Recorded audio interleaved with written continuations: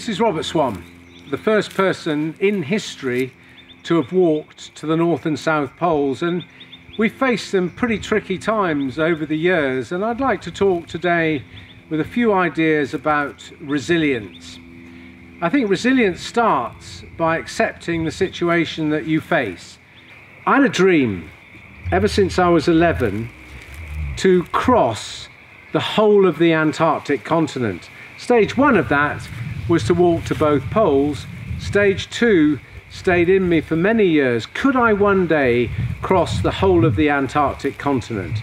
To cut a long story short, 2 years ago I had 600 miles to finish to make that dream of the crossing a reality.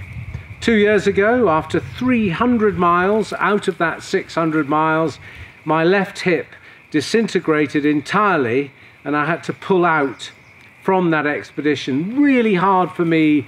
It was the biggest perceived failure of my life.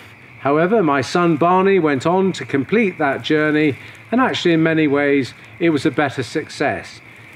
Only 2 months ago I went back to the South Pole to complete that last 300 miles to the pole, to complete my dream of crossing the Antarctic. Things went very well. I had a brand new hip installed. After 200 miles things were going well, and one small slip of concentration, I fell 40 miles from the intended goal. 40 miles out of 33 years, 3 expeditions, 1,460 miles achieved on foot. 40 miles from completing that mission, my hip blew out of its socket. I was lying in the snow, destroyed, finished. Imagine how that felt. Not good. So how did I come back from that? Well, I think a really good thing to do when things are tough is to push the pain, push the disappointment, push the anxiety, the fear of all those things, put it to one side. First goal, get the hip put back in, which it was at the South Pole, done by doctors. Plan 2 is, okay, how long would it take for me to go back to finish those last 40 miles to the pole?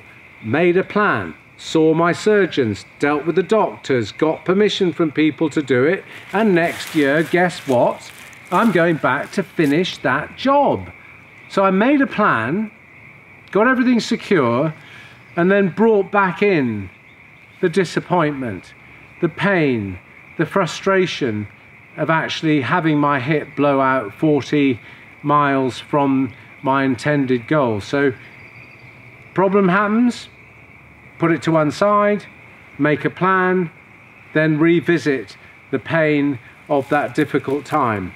And I think, as Churchill, a great guy, good guy, when one's under difficult circumstances, said, you know, when you're in hell, keep going.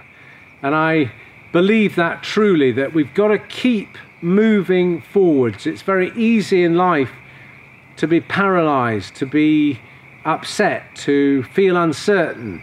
But we only got one life, and we can't actually waste that time in feeling negative. We come through by being positive. Most important thing, look after each other. That's the most important thing during any difficult time. Rob Swan, message ends.